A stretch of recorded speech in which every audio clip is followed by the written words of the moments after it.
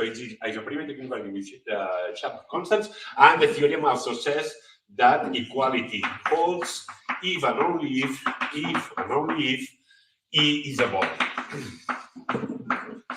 So this is the statement. Now we are going to prove it. There are many, I shouldn't say many, but there are several proofs, okay, with different methods. Symmetrization, for instance, and some others. I will give, because it will be relevant later, because of some extensions by other people, which are very recent and very powerful, I will give a proof that I discovered of this in 1996, when I was a postdoc in Paris, but I wrote it a little later, some years later. But then now I think that the best is to look at this survey that it's called isoperimetric, I don't know what, a survey. This is the title, the beginning and the end of the title. It is published in the Chinese Annals of Math. I think in honor of some professor, I can remember, 2017. All these papers are in my webpage. If you want to write my name, you should go to my webpage. Or many of them are in archive. Okay, from one on, they are all in archive. And the proof goes like, ¿lo has podido resolver? ¿Lo has podido solucionar? Sí. No es problema. The proof goes like this. The proof goes like this. Let us solve a PDE. Solve this PDE, which is very simple. Laplacian of u equals a constant in E. And this constant you will see now, and then a Neumann problem. The normal derivative equals 1 on the boundary. And therefore, for this plan to have existence, you need a compatibility relation by the divergence theorem. The perimeter of E must be equals to the integral of the Laplacian. Therefore, here I have to put the perimeter of E divided by the measure of E. This makes that there is a compatibility, there is a solution, which is unique up to additive constant. And we will see in the proof that the additive constant is not important. So now claim, and I let you as an exercise, very simple exercise, to prove all the details, to fill in all the details. The main claim is that the unit ball of Rm centered at the origin is contained on the gradient image of a set gamma u, where gamma u, let me write the definition, but it's very easy to understand what it is, especially by drawings.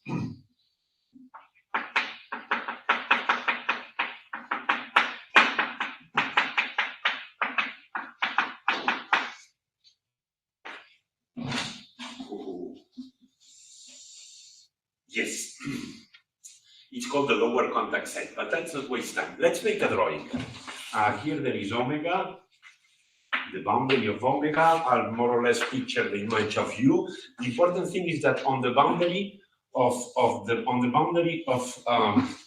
omega, the normal derivative of u is 1. Okay, so this is 45 degrees.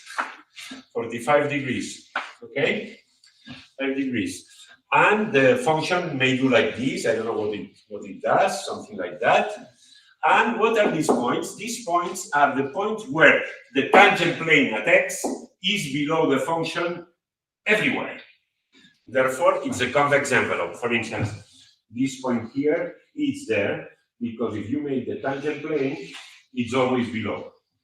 This point is also there. Maybe this point is also there. But of course, this point, the tangent plane here, it looks below, but then it's not below. So this point is not in.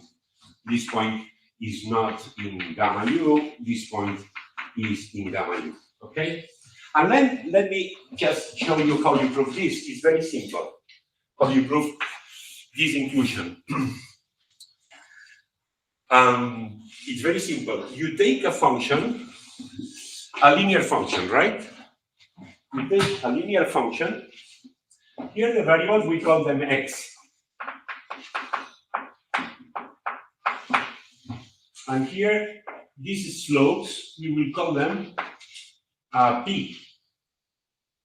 We will call them P. And there will be like a change of variables that will be P is the gradient of u at some point x. So this is our goal, to look at this change of variables. And what do you want to prove? That if you give me a P, a vector with less than 1, so it's in the unit ball, you want to prove that it's the gradient of u at some point. And the idea to prove it is very simple. It's just take a plane, take now a function that is linear plus constant, p times x plus constant, bring it from minus infinity where it doesn't touch the domain. Oh, omega is e, sorry, this is the formation. Sometimes if I write omega, it will be e, okay? But e will be a better notation for these lecture notes, for these lectures. Bring this function, e bar is a compact set, e bar, okay? So bring it from minus infinity, at the beginning it doesn't touch, move up, move up, move up, and at some point it will touch the graph. The enemy is if I touch on the boundary, because if you touch on the boundary, maybe you are not tangent. But this will never happen, because this slope is 1, and this has a slope less than 1. So you see, it cannot touch here, because before it will have touched before. So you look at the first touching point, at the first touching constant, at that moment, which is this one, for this p, you have this x. So this is proved. You see, you just write it now, but it's very simple. If not, you go here. And now pretty much we are done. Let me now switch. Now the proof is almost finished, because then now you say the measure of B1 is less, the measure of B1 is less than the measure of the gradient of U of the measure of this set, which is the gradient image of the lower contact set. If you want, I can write this as like this, to think of the change of variables formula. 1p can come from different x, because maybe that plane touches at 2 points, at 2x. Therefore, the change of variables formula is not going to be an equality, it's going to be an inequality, and tells you, when I compute the x, maybe there are more. Maybe there are more, but not less. And therefore, here, what I have to put is gamma u and the Jacobian of this map.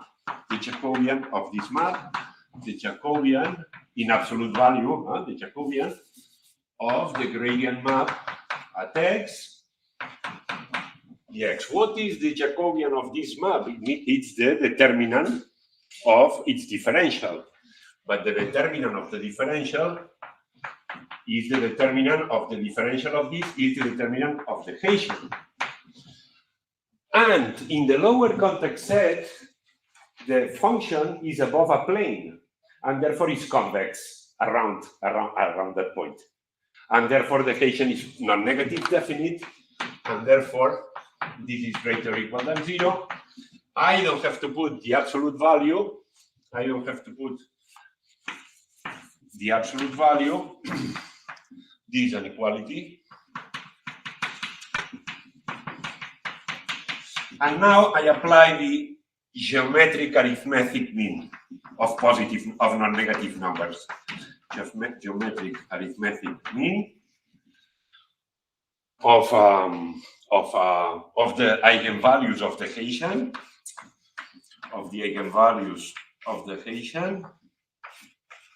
In some basis, the Hessian will look like this. Lambda 1 times lambda n is less or equal than lambda 1 plus lambda n over n, which is the geometric mean to the power n. And this is the trace of the Hessian, which is the Laplacian.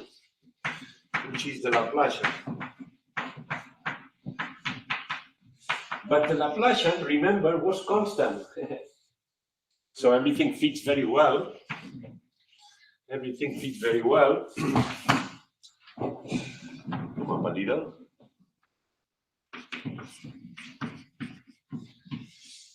And then this is n times the perimeter, the measure. Here there is the perimeter, everything to the power n. This is a constant that gets out of the integral, dx. So this is less, and the measure of this guy is less than the measure of E, because it's a subset. So what you get is just this, right? Is this, and probably here 1 minus 1 over n to the power n. Yes. And now, if you look at the left-hand side and the right-hand side, you will see that you get the sharp isoperimetric inequality. So this proves the inequality. Now, one way to say why this fits with why this is the sharp constant. Well, you review all your inequalities. When the set is a ball. So note that if E is the unit ball, then U is x squared over 2 plus constant, because this has normal derivative equals 1, and this has constant Laplacian in a ball. And therefore, the gradient of U is the identity. And you don't lose anywhere, even in the beginning. And the Hessian is the identity. And therefore, that's beautiful. This is the key point now. You see, when you do the arithmetic geometric mean, you don't make an error, because all the numbers are the same. This is very important for the geometric arithmetic. And then the proof also by inspection, it's very easy, but I will not do it. If you look at the inequalities and you say, suppose now that I have a minimizer and that one guy makes equality, then this is an equality, this is an equality, this is an equality, that is an equality almost everywhere. Then you deduce easily that with this argument, reviewing the inequalities, you prove that that if E makes the equalities in this isoperimetric inequality, then E is a ball almost everywhere, but since E is smooth, it will be a ball of some radius center at some point. Okay? So we'll come back to this argument later on when we speak about the Michael-Simon inequality. Okay, so this is the one proof of the isoperimetric inequality. And now let's continue with this, because now it will be connected with geometric inequalities. Geometric inequalities, I mean inequalities on surfaces. Okay, so let's go directly to the Michael-Simon, that I will abbreviate as Michael-Simon, and alert, because as I will tell you now, the inequality was discovered independently by Michael and Simon and alert at the same time. But people sometimes forget, or we forget to for short, the name of alert. Okay, and these are very important papers in Annals, in ACTA, in the 70s, in the beginning of the 70s. Well, I will write it now. So first thing, coming from last session, the classical isoperimetric problem that we were discussing before. This corresponds to classical perimeter, okay? Classical perimeter. If you make the Euler-Lagrange equation, of first variation of fractional perimeter, of classical perimeter, of course, you all know that you get the mean curvature, right? The mean curvature of the surface that I will always denote by H. And in the classical isoperimetric problem, there is a volume constraint. Here, there is a volume constraint. What do I mean? I mean that you can state theorem 1 saying, assume that the measure of E is given or fixed, and then the denominator is not there. Among sets with that volume, minimize the perimeter. And since there is a volume constraint that acts as a Lagrange multiplier, right?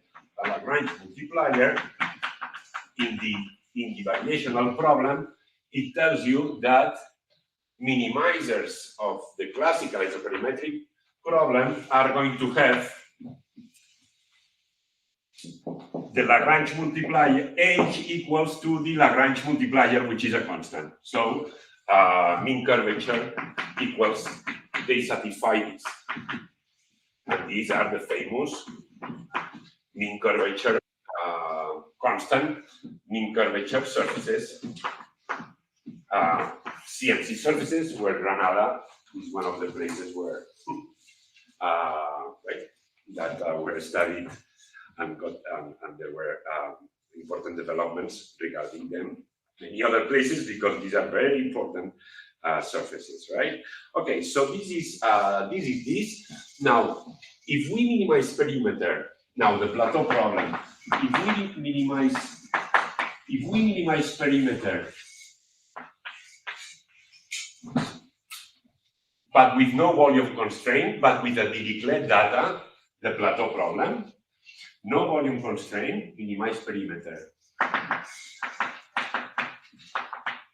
Then you get minimal surfaces, right? With no volume constraint, no volume constraint. But what you get is mean curvature equals 0. And this we will call minimal surfaces. Why am I saying this? Why am I saying this? I'm saying this because in 1967, Mario Miranda, Italian mathematician, proved the following. That if you have a hypersurface of Rn plus 1, which is a minimal hypersurface, sometimes I will say minimal surface, but it means minimal hypersurface. This is dangerous for me. You remove the chart. Yeah, but maybe it will fall.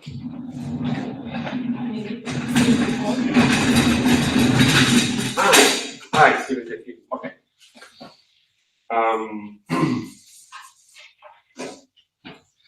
So here we were in a Rn, but now instead of being in a Rn, I want to be in a surface, right? In a surface M of dimension n, but contained in a Rn plus 1. And I want to be here, and here we have domains E, and now I want to have domains or open sets E inside the surface. So let's have it. Let E be a smooth, like that, smooth bounded open set. And then Miranda proved that its perimeter within the surface. This is perimeter within the surface. Is, if you want, the Hn minus 1 Hausdorff measure of the boundary, right? Is greater or equal than a constant that only depends on n times the measure, the volume, or the measure to this power. But this is a minimal surface. So the same Euclidean isoperimetric inequality holds on any minimal surface with a constant that does not depend on the surface, on the minimal surface. It's universal. Okay, this is very strong. So this constant is independent of the geometry of the surface. We will see in these talks that this has a lot of applications in a lot of problems. I'll make you a list, okay? We will see some.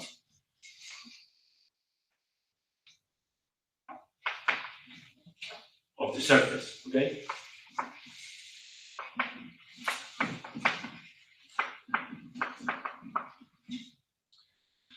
But, and this is this is the Euclidean. Let me say it in these words. It's exactly the Euclidean isoperimetric inequality with a larger, possibly with a larger constant. Okay. Does some version of your argument, can you run it in this case? This will arrive soon. Okay? But it's very, very recent. It's marvelous things.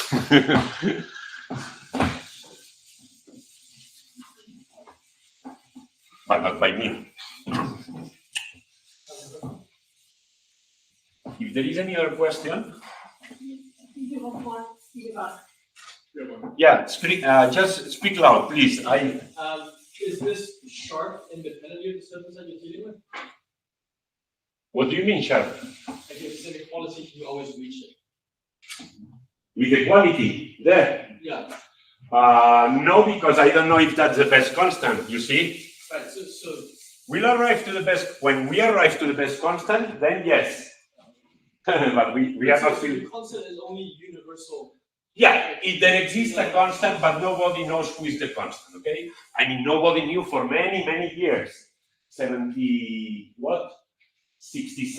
to 2020, okay? The best constant was an open problem for 50 years, okay? More than 50 years.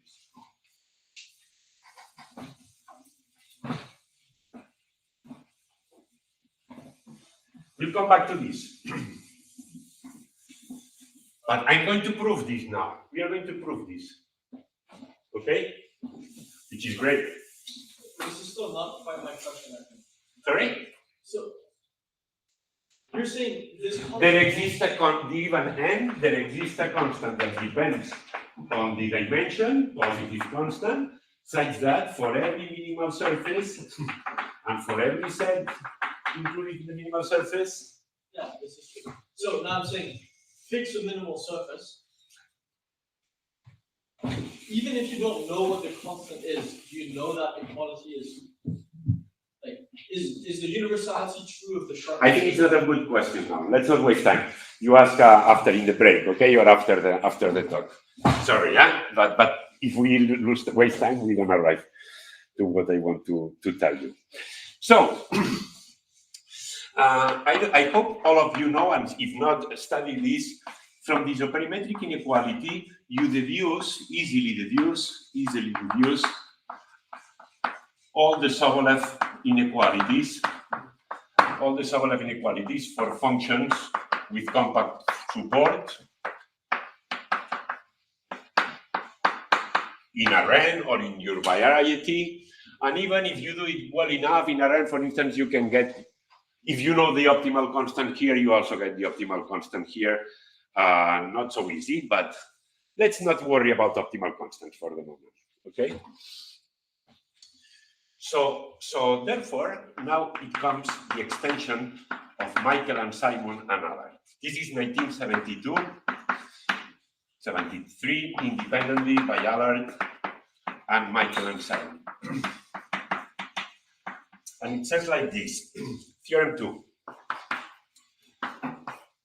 Oh, by the way, that was equation. The first inequality was 1, okay, in the Euclidean isoperimetric inequality, because I may need this later on. This is the Michael, Simon, and Allard Sobolev inequality, and it says now, look, more beautiful even, general hypersurface. In Rn plus 1, smooth, say, but totally general. I'm considering surfaces without boundary, but I could take them with boundary and the support of the functions inside. So don't worry about the boundary. That's not important now. And take any subset like all the time. Smooth, open, bounded. Smooth, bounded, open. Now M is no longer a minimal surface. Can be convex like this, can be whatever. And then the inequality something like this. Then inequality is that the measure of the set to the power n minus 1 over n is less or equal than a constant that is also universal, the perimeter of E inside the hypersurface, plus the integral in E of the absolute value of the mean curvature. And this is the theorem.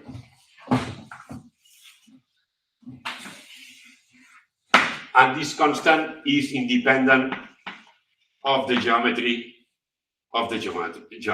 independent of n. Even more, it only depends on n. Universal, I mean that it only depends on n. Okay? So if somebody tells me that this theorem is not nice and it's not simple, say it now.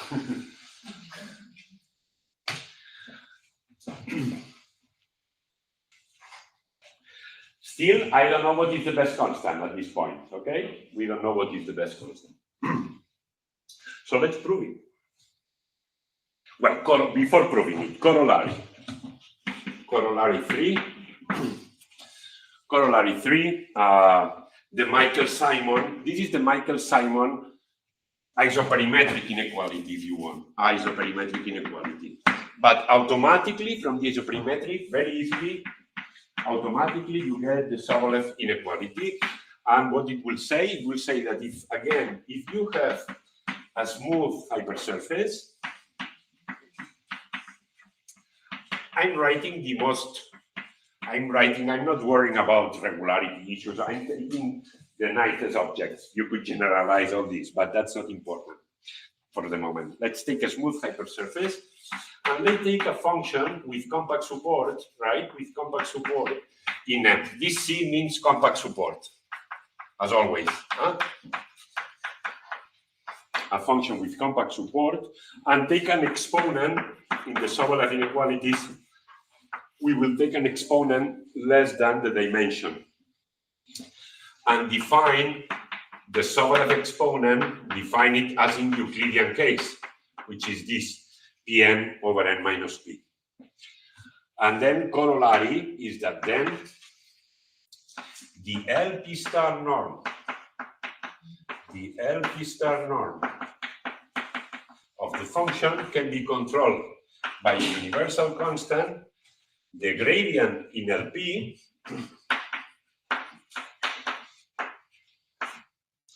plus this extra term that is the LP norm weighted with the mean curvature to the power p.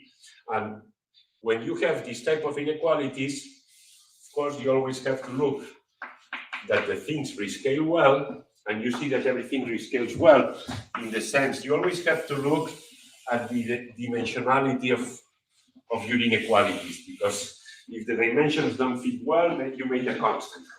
If the constant is universal, it means that it cannot depend on rescalings. And therefore this term and this term should have the same homogeneity. This, well, P, and the same dimensions. Well, this is one derivative to the power P. Here there are no derivatives, and mean curvature rescales like -1. It's like also 1 over meters, right? 1 over meters to the power P. So everything rescales well. So from theorem 2, we get corollary 3 with just, by the way, if you don't know, from theorem 2 to corollary 3, what you use is the coarea formula. Basically, the coarea formula and another trick, but it's mainly the coarea formula to write this. And then first, coarea formula, first you prove it for P equals 1 with the coarea formula. And then from P equals 1, you go to P bigger than 1, replacing your test function U by U to a power. This is to pass from here to here. You don't get sharp constants now. But anyway, we don't care because Michael and Simon don't give me the best constant. So let's go to proof. So I was very much interested on these inequalities because I use them in another non-geometric problem about reaction diffusion equations in a REM. but I learned the Michael-Simon-Sobolev inequality from people on flows, particularly from Carlo Mantegazza, and then it was very useful in my non-geometric. Why was it useful, this geometric inequality? Because if you have a function in Rn, defined in Rn, there is no geometry, Rn is flat, but then the function has its level sets. And the level sets don't have geometry because they have hypersurface of Rn. And maybe I will be able to study another function, this is b, and another function u, different than b, defined on this, and apply some kind of Sobolev inequality. And this is what I was doing, right? So I wanted to know the proof of the Michael-Simon-Sobolev inequality. And then my surprise was that there was no really simple proof. And even if we Google Math Exchange papers, if you look at the paper of Michael-Simon, which is an Annals of Math, the proof is like 15 pages, very technical, you don't understand very much some things. The Allard, well, Allard, I think it was for sure it was an amazing mathematician, but he had a way of writing like more very formal, very abstract, and there I almost don't get anything. And then with a student of me, we decided to try to prove it simpler, and at the end, it's this paper. So now to complete the details of the proof, you should look at this paper of myself and Pietro Miraglio, that is called Universal Hardy Inequalities and Sobolev, Universal Hardy Sobolev Inequalities on hypersurfaces, communications on communications, no, it's just a simple paper, huh? Communications in Contemporary Math, 2020, okay? 2020. And at the end, the proof is the one of mainly the Michael-Simon, but instead of doing it for functions, doing it for sets, simplifying a lot of technical stuff which is not relevant, and at some point, an argument which is quite delicate and long, we realized that with a trick in the proof of Allard, that you will see in a second, it comes very much quicker. So at the end, it's 2 pages that I'm going to write a little fast because here you can read the proof in all detail. But I'll give you all details, 2 pages. And then I think that in the book of Kolding and Minicozzi on minimal surfaces, it's also simpler than Michael-Simon and Allard, but not as simple as this, if I remember well. So how does it go, the proof? It goes like, well, here there will be an exercise too, right? For the analysts who don't know Riemannian geometry. So too much. So here, learn basics of Riemannian geometry in your favorite book, or if you resist, like I resisted a little in the, well, I knew some Riemannian geometry, but then you can do everything. And in this paper with Pietro Miraglio, is done with not with Riemann geometry, so with tangential derivatives a la Giusti, a la Bombieri, Giusti Bombieri. So let me write it here. Or if not, use tangential derivatives, I think this comes from the Georgi that he didn't like too much to the Riemannian tensors and all this that are so important. I heard that story. Use tangential derivatives. What do I mean by tangential derivatives? I mean that you are in Rn plus 1, you have a normal to the surface, but the surface you want to make tangential derivatives, of course, right? To the surface. So use tangential derivatives a la Giusti, like in the book of Giusti. Say, Giusti had a book that is called Minimal Surfaces and Functions of Bounded Variation.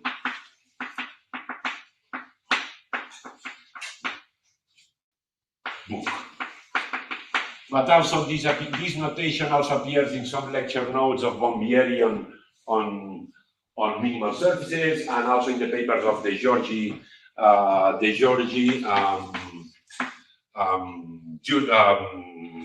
Bombieri, De Giorgi, Giusti. Bombieri, Giorgi, Giusti. Okay. At the end here, we don't use any Riemannian tensor, okay? But anyway, it doesn't matter. So let me tell you how the proof goes. So, but an analyst can follow this with very basic things. The first thing is to realize a formula that says if you have the position vector field, okay, I have to tell you what is this. This is the position vector field on the surface. So there is an origin, wherever it is, and this is the point x, and here there is another point x, and this is a vector field. But it's not a tangential. It's not tangential to the surface. But still, for a general vector field, not tangential, you can define what is the tangential divergence, and pretty much will be the derivative along the n dimension tangential dimensions, okay, of the n tangential components, and the equality, this magic equality will give everything. What is the reason behind this equality? Why shouldn't it be surprising? The reason behind, so then you have to learn what are the tangential derivatives with Riemannian geometry, with the covariant derivative, or you can learn it with, as we presented with Pietro for analysis, with tangential derivatives. Then you compute, and this is very simple. The proof is a calculation of 3 lines, okay? Of 3 lines. What is the reason behind? The reason behind is that if you have a manifold and you rescale it,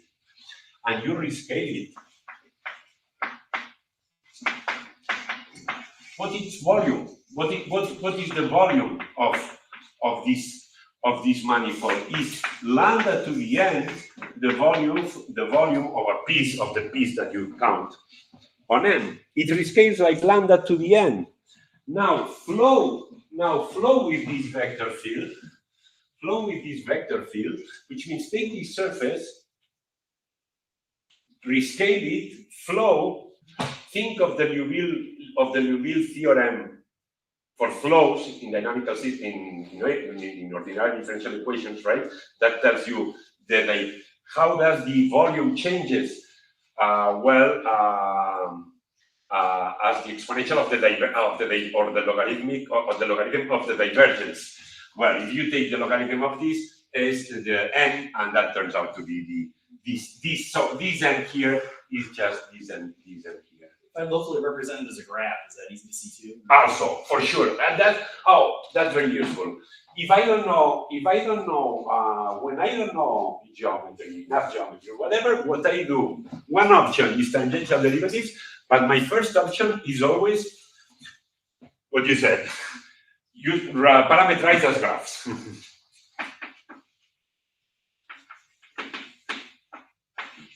Locally parameterize every surface. Locally, you can parameterize it as a graph. And then you can say, I go back to my analysis world and no more geometry, say, which is not, at the end, it's not a good idea, but at least you can compute.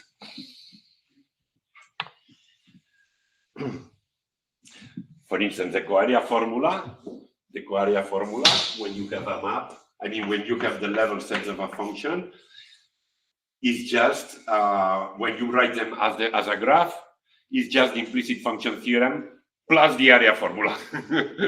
So, an exercise for your students, I would say, not for you, but for the students. Or for you, you can do it, it's nice. The coarea formula is when you write things, parameterize the leaves as graphs, as you said, then it becomes the implicit function theorem and the area formula. Okay, good. So, but it is left as an exercise, okay? Because I'm not going to do it, because you can do it with the geometers. Maybe you already know how to do it, or you can do it in another way. It is written there. Okay, now also, what is the mean curvature? The mean curvature is the tangential divergence of the normal, which was of the normal by definition, if you want by definition, okay? By definition. So, now we start computing. So, can I do it here? Yes. So, n is equals to the tangential divergence of this vector field that I computed in one way or another, and now I write the position vector as its tangential part plus its normal part. In the normal part, I do the scalar product with the normal, and here I have the normal. So this is just an equality. This is just the definition of tangential part, if you will. Okay, and now divergence. Here I will have tangential divergence of a tangential vector field plus, okay, divergence of a product. So this scalar times the divergence of this vector field.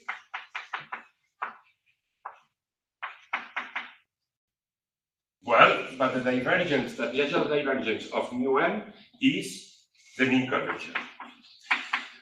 Plus tangential gradient of this scalar function times this vector field. Tangential gradient of this function times this vector field. But this is normal and this is tangential, so this is 0. This third term is 0 because this is normal to the surface and this is tangential. So I just have these two terms. Now we continue the proof.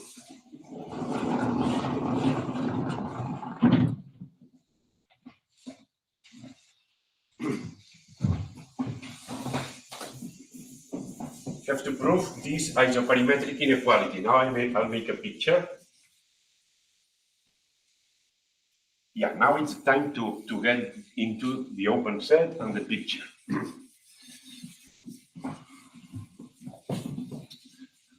We will use the divergence theorem on surfaces, manifolds, and nothing else. So, I have this computation. Now, suppose that the blackboard is my surface, just to make a drawing, and this is my set E. This is my set E, which is contained in the surface that continues here, but let me draw it flat.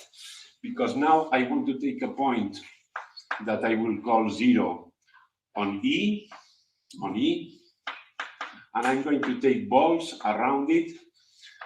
So I want to compute the volume I want to bound, the volume of this set by its perimeter plus an error that comes from how much the surface curves in the mean curvature sense. Okay. So, but we will have to do it. Through a differential equation. So I'm going to take a radius rho, and I'm going to look at balls. N is inside Rn plus 1. Oof, horrible. Okay, this is a little better. So balls, okay, and then this set here, I will call it E rho.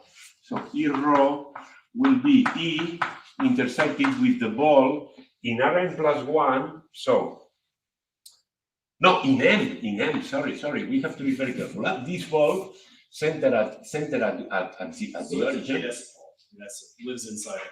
Exactly. B rho will be the ball. No. The ball. No. The ball in. No, this is a mistake. The ball in Rn plus 1. Okay. So this is M. This is Rn plus 1. I take this point, the origin here, and I make balls. I make balls in Rn plus 1, okay, in Rn plus 1, and then I cut them. I cut them with the surface, right? But okay, that's the thing. So this is, when I write this, it means a ball in Rn plus 1, okay? And this I have to correct.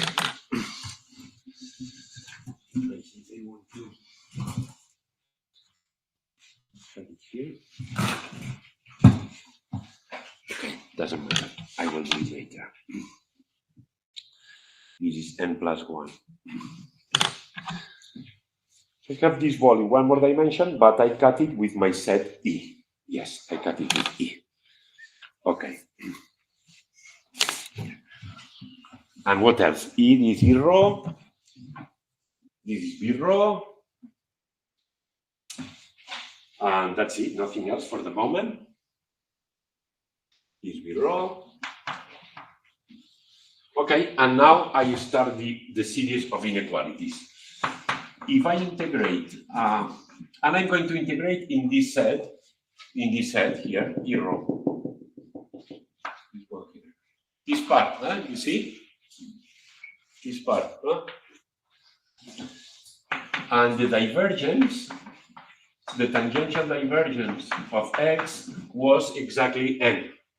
So this equality is clear, and this is the volume, or write your, or don't write the volume, or don't write anything. But now I'm going to use the divergence theorem on your manifold, and therefore there will be a boundary term which is on the boundary of this set, which has two parts. You see, one part and two parts. The vector field times the normal to the set inside the surface. The normal to the set, and the set is inside the surface. So the normal, you have to understand that it's a normal inside the surface. Huh? You see, the set E is somewhere. I don't know. Maybe the set E continues here, but the set E is here. And then at every point, if this is the set E, at every point you make the tangent vector on the surface, okay? And I'm just using the divergence theorem on the surface. But the divergence theorem is not true on a surface. This would be the Euclidean divergence theorem. The divergence theorem on a surface has a remainder, which is this is a solid integral, this is a surface integral. Let me write A for the area, the volume, the area.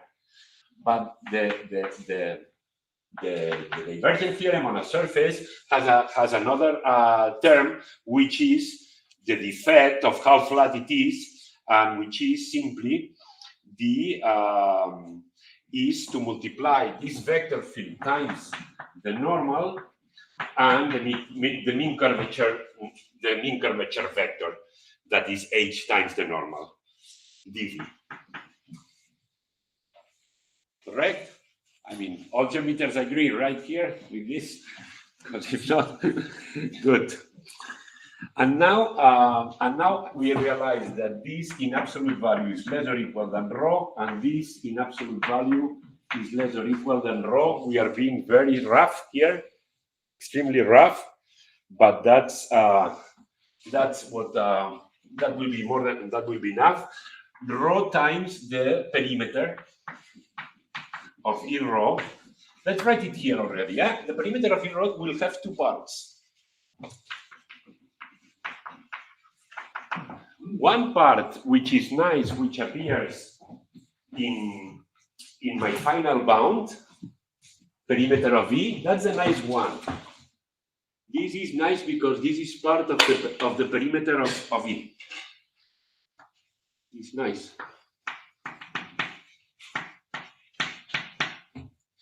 But this other is not so nice, this one. Because this part is not in the perimeter of E. Right? Okay. So I have to deal one way or another with this. And when I will deal with this, making rho change and deriving a differential inequality. It's not so surprising, right? So that's what we will do. And now here I have integral in rho of absolute value of h. And I just don't write, or you write dv if you want, doesn't matter. If there's any quick question, let me know, okay? So what I was saying, this guy has two parts, okay? Has two parts. This part here, the bad one, and the nice one. Boundary of V, V rho. Nice because it's part of the boundary of V. But the bad one, I realized that it's the derivative with respect to rho of the volume of your rho. Because if you change rho, you see, if I change rho, the yellow thing doesn't change. Well, it gets a little larger, but when I make the derivative, this is of codimension 2, so it doesn't count. All what you count is this when you make the derivative. So this is the first term, and then besides there is the second term, and this implies now I put this and this together, and this is simply equivalent to the following. So now from now on it's just computations, and one very nice trick by Allard, and then a covering lemma. You will see.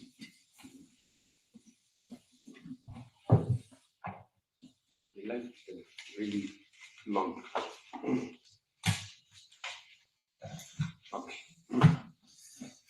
So this and that inequality that starts here are, believe me, are the same as dv rho. It's like integrating, finding an integrating factor. First integrating factor that everybody knows, even Michael and Simon, is this one. The second integrating factor is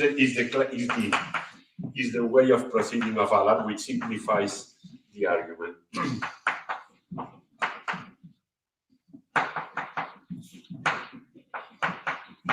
And believe me that that's just an equivalence, okay? And now here it's how Allard, what we couldn't find in, is just integrating this OD, and Allard writes this in this way, literally in his paper. Well, not as simple as this, but. And now he's going to integrate this differential equation by the variation of constants, right? Whatever, ground wall or whatever, however you like it, and it's the exponential of this guy. Exponential. I mean, you make the primitive of this. You make the primitive of this, but rho to the minus n. You put it. Well, I don't know the trick, but this is just all this. And I checked before, but everything has been checked 100 times, so there is no mistake here. And you can see that this is the same as writing like this: exponential of the primitive. Yeah, not of this, but this divided by something, exactly. That what is in the forcing term, this right-hand side, but now at sigma, let's say, compute it at sigma, rho equals sigma plus integral in this sigma of mod h, this sigma, but here I have to divide by EC, the measure of EC. And the rho derivative of all this is greater or equal than 0. Well, that's just computing. That's just computing, okay? And therefore, this quantity is monotone, is non-decreasing. And therefore, at rho is greater or equal than the limit. And now let's choose rho 0. Now it just so that everything fits well. You will see.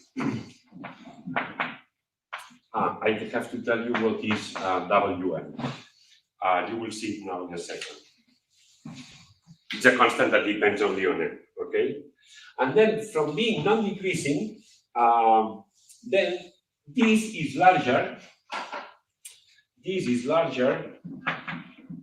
all this is larger than, I write the same thing again for rho 0, okay? Well, that I don't write now for a second. It's the same but with rho 0, the same integrand. Is greater or equal than the limit with rho, when rho goes to 0 of the this expression. So the measure of V rho divided by rho to the n, and the exponential of 0, when rho goes to 0, exponential of 0 is 1. So nothing. So this. And this, of course, you are in an n-dimensional surface. This is just the measure of the unit ball in a random, because it's a surface n-dimensional Riemannian manifold. Okay, and this is what I will call omega n. Okay, and therefore now we are done, because now if I bring the other things here, what I find is that the integral from 0 to rho 0 from 0 to rho 0 of this is greater or equal than omega n rho 0 to the n e rho 0, measure volume of e rho 0, omega n times rho 0 to the n is 2 times the measure of E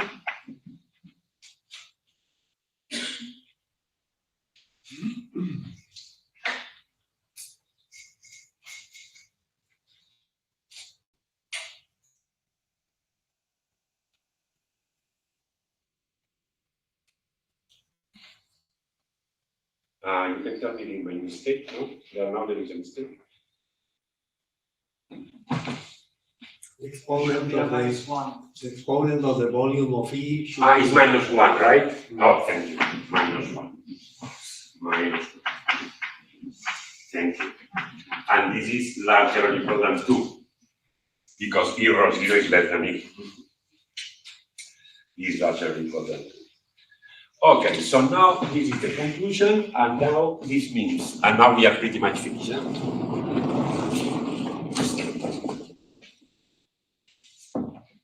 This means that if such integral is larger than logarithm of 2, it means that there is a radius for which that thing is going to be larger than logarithmic of 2 for the average. So now the origin, all this was on this picture with the origin, but the origin I call it y. So let's go back and instead of 0, do it at every point of our set, okay? And now the nice thing is that this integral is larger. This integral is larger than log 2. If I make the average, I have to divide by rho 0. Therefore, there is a radius such that the integrand is larger than that, if I didn't make a mistake. So, for every point, there exists a radius that I will call Ry, belonging to 0, rho 0, such that the integrand, and now the integrand is written up there. Let me write it from here, and you correct me. You correct me if I'm wrong, but what I have written here is rho 0 perimeter within this ball. Perimeter within this ball plus integral of mean curvature in E intersected with the ball times rho 0 larger or equal than the measure of this times log 2. And tell me if it fits with that or not. It should fit with what I said here. The integrand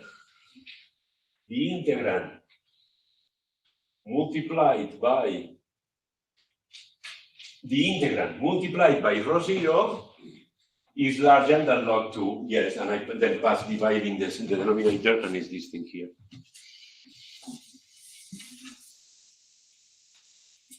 And now we are done because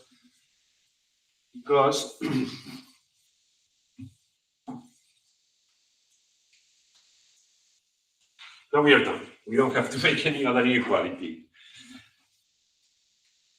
Now, for every point in E, is E.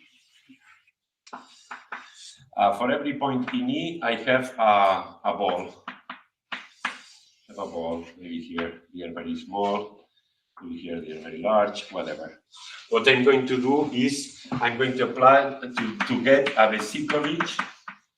vesicle, and this is just metric space theory, or topology. I'm going to take I'll tell you what is a Vesicovich subcovering. There are the Vitali subcoverings and the Vesicovich. Sometimes it's useful one, sometimes the other. The Vesicovich will be very useful here. I'm going to take a Vesicovich subcovering of this covering of E, the union of these guys with Y in E, or the balls, no, let's write the balls, sorry. The balls of this radius center in E. Which means, what does it mean? What does it mean? A countable subcollection of balls. There exists a countable subcollection. This basically subcovering holds in every metric space with doubling, maybe property, with doubling property or something like this, something that we know for. You don't have doubling in a hypersurface. You don't have doubling. No. So Vesicovich holds, I say, in every metric space, or just write in Wikipedia Vesicovich, and correct me before I finish, please. Somebody nobody can do it, but I would say countable subcollection of balls that I will call B IY, which are the same as this with the same radius. I don't touch the radius, I don't touch it. I don't touch the radius. And it's a subcovering.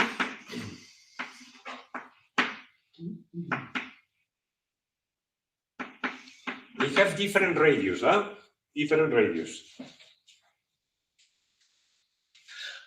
And this is the key point of Vesicovich, remember? Such that every point of E belongs to at most a universal number of balls.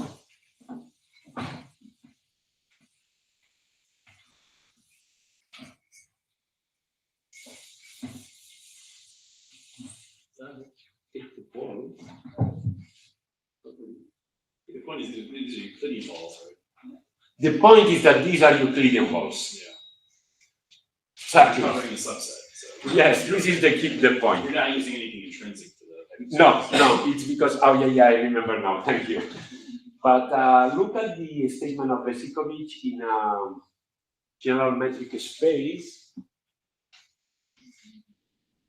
You don't have, okay, doesn't matter, we'll discuss it later or tomorrow if not. Such that, and such that every point. So I'm just saying that I'm applying a Vesicovich theorem in metric spaces. I don't have to check anything for the surface. It applies to any surface, okay? Any hypersurface of Rn. Yes, I don't have to prove anything here. V belongs to at most n And this is a universal number, universal only depending on the dimension n, okay? And the reason is what you are saying. At most, I don't know, balls of this subcollection.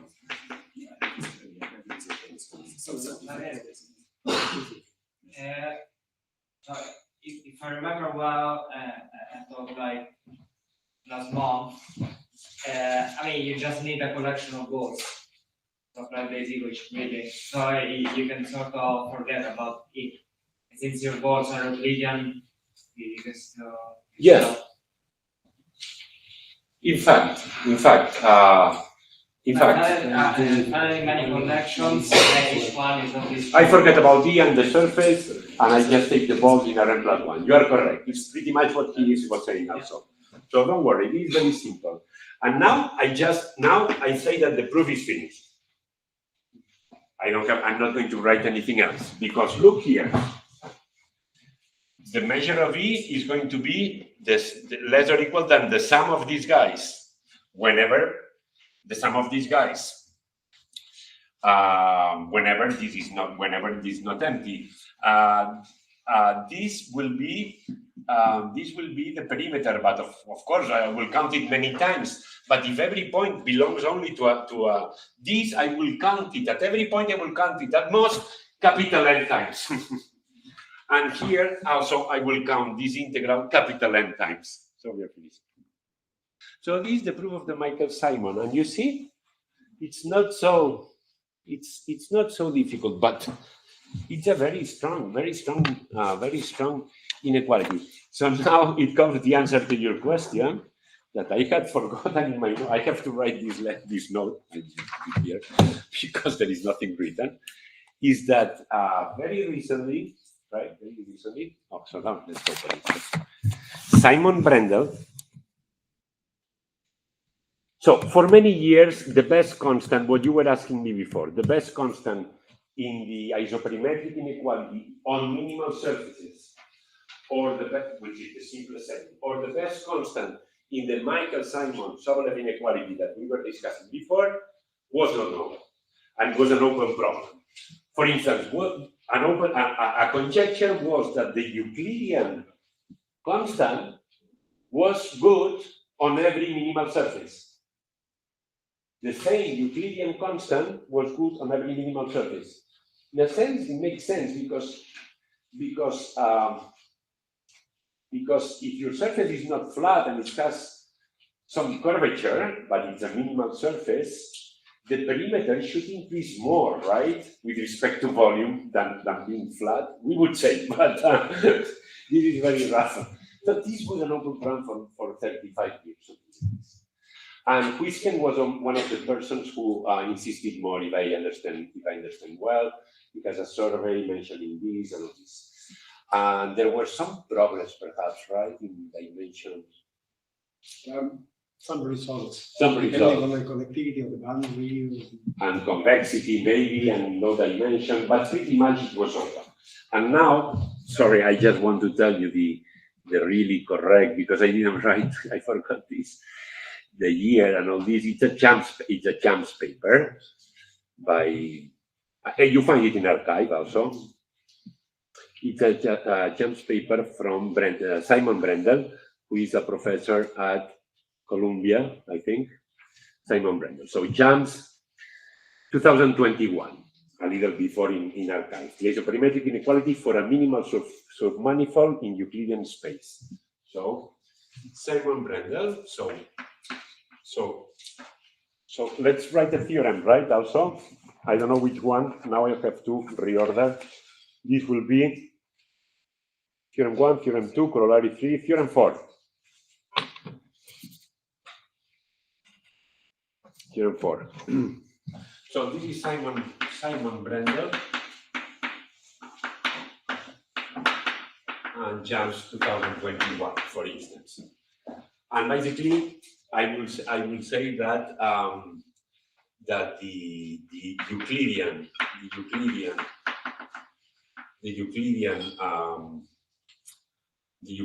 constant in the isoperimetric in the Euclidean isoperimetric inequality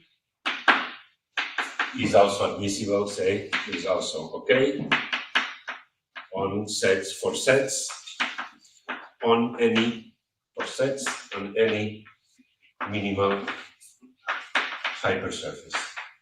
And I'll tell you a little of the idea of the proof. Hypersurface over n plus 1. And the same for the Michael-Simon inequality. If you have a Michael-Simon inequality in Rn with a constant, no, with the best constant, it also, which is the it's not what it is. Let's say that p equals 1. Let's say Michael-Simon, he states this for p equals 1. Michael-Simon Sobolev inequality, because once you go to p bigger than 1, no, that I don't know if I will be able, because there is the Talenti rearrangement, but in manifold, I don't know. Let's just stick to what Simon Brendel stated is the Simon equals 1, but this is the same as isoperimetric, so same thing, same statement. But this is you just need to prove this. So this is beautiful and solves this problem of the best constant in the Michael-Simon Sobolev inequality. And his proof, I wrote it somewhere. I wrote a little something. No, I'm not going to make the proof, because I'm going to make the proof, but I'm going to tell you the ideas. And I think I had written something, but not here, but here. Here. Yeah, so the proof of Simon Brendel proof is an extension of my proof of the isoperimetric inequality that I gave you in the first, but very clever extension, very clever and a much more delicate setting. Let me tell you the setting. So he stands.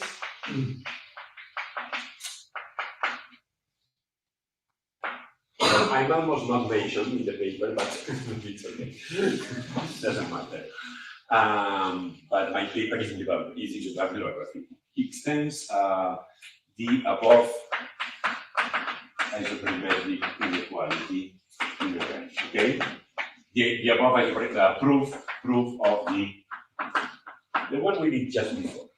So he solves again the same. So he has the surface in Rn plus 1 with its curvature, its mean curvature, maybe just a minimal surface. He has this nice bounded subset, okay, and he solves exactly like me, like in my proof. The Neumann problem for the Laplace-Beltrami operator, of course. I don't have to write this on the surface. Huh? And here we will put 1. And here we will put the same, the perimeter divided by the measure, right? Yes.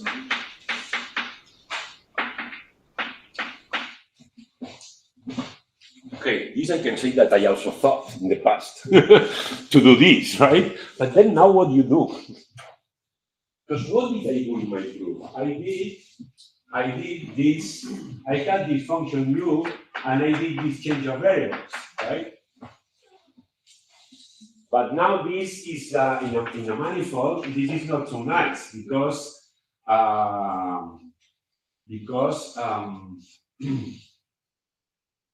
well, yeah, it's okay, of course, but the tangent vectors are in different points, right? This is the main thing. You should use the geodesic flow, maybe, or something, right? Like the Santalò formula or something like this, but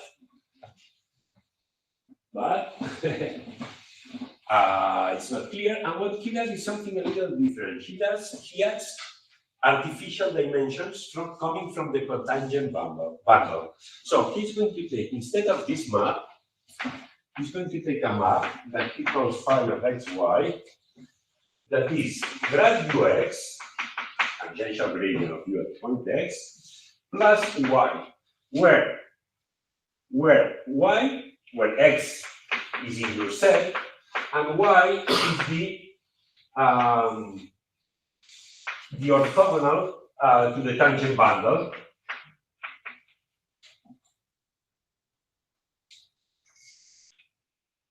And he needs to add, well, now it's a tricky thing. You can, okay, so if you have a manifold in Rn plus 1, a hypersurface, it has codimension 1, right?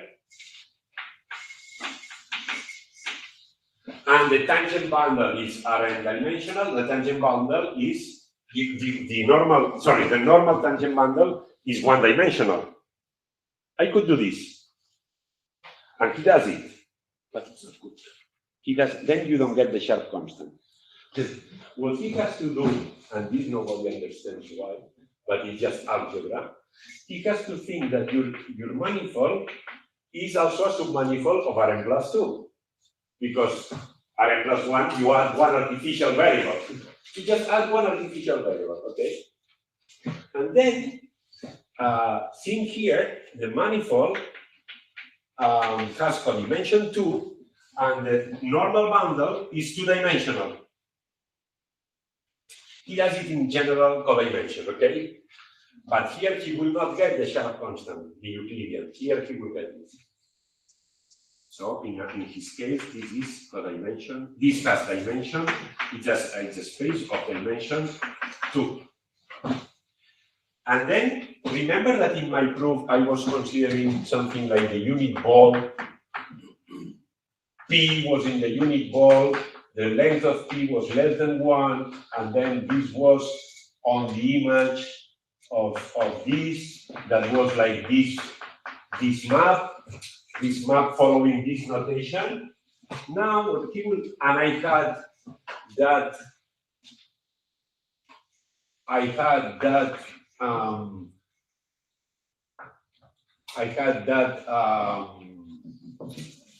contact set, right? The contact set.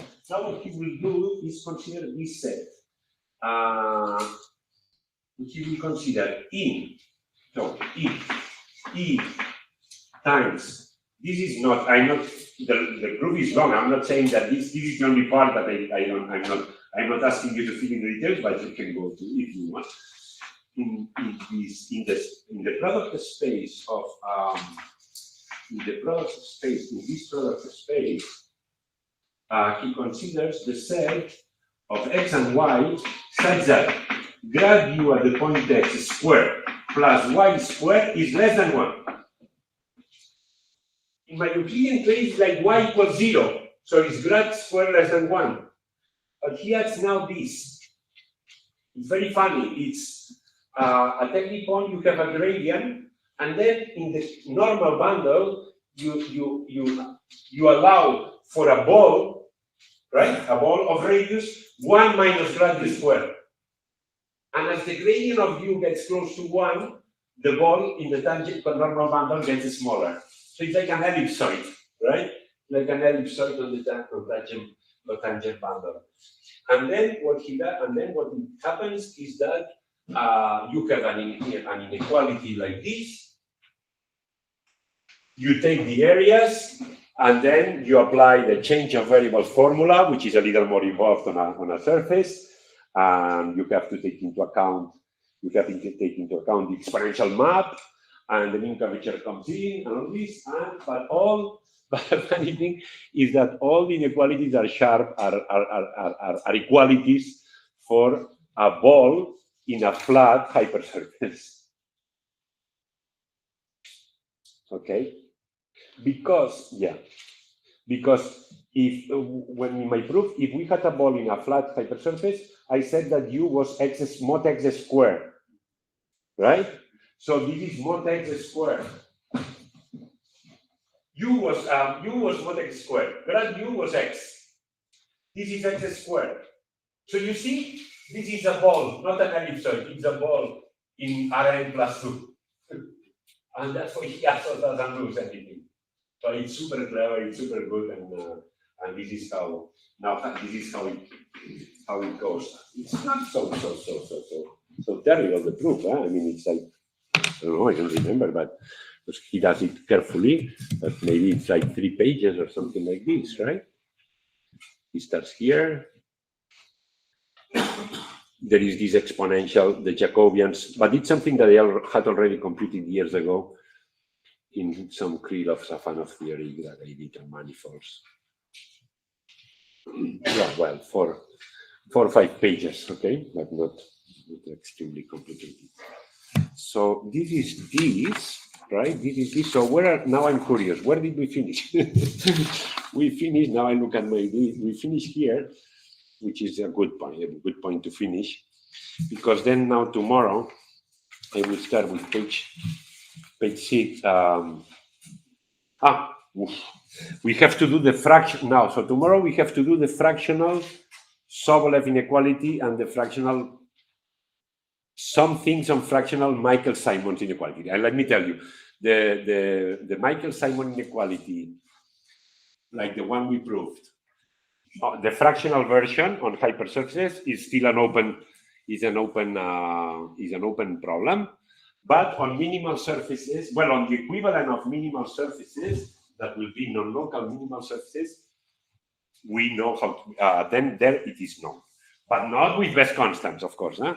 So tomorrow we will start speaking about fractional Sobolev inequality, and then later what is the fractional perimeter and the non-local mean curvature. Okay, so thanks a lot for your attention, and we'll continue tomorrow.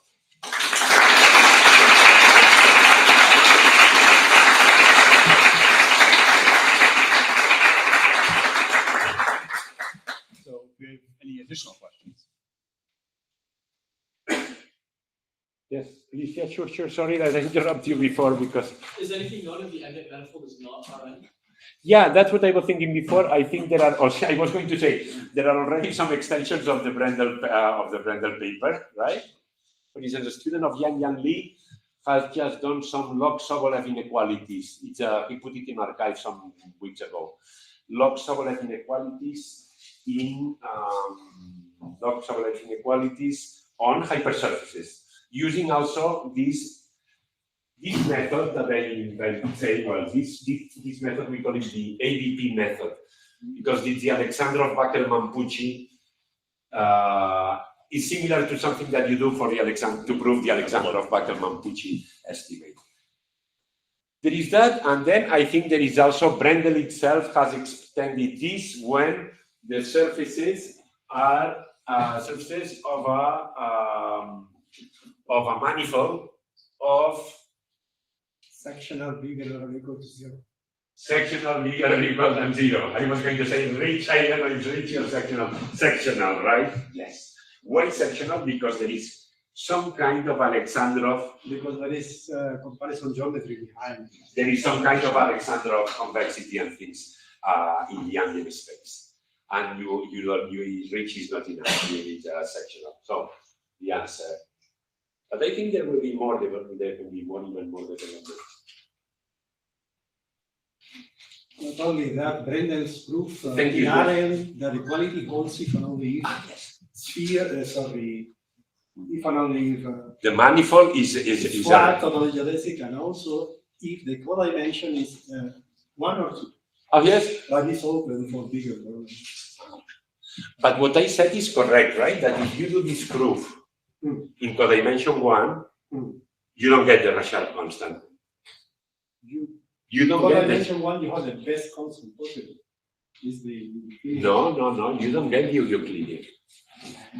No. So, Well, You guys can take it we outside. didn't. but if you look at his paper, he already writes of codimension 2. Of at least codimension 2. You get a constant, but you don't get the sharp constant. Well, we discuss. We'll tell you. Yeah, you can. We'll tell you tomorrow, okay? Or you can watch the video. Any other questions? He knows more than me, so. Okay. Let's thank Professor Cabré again.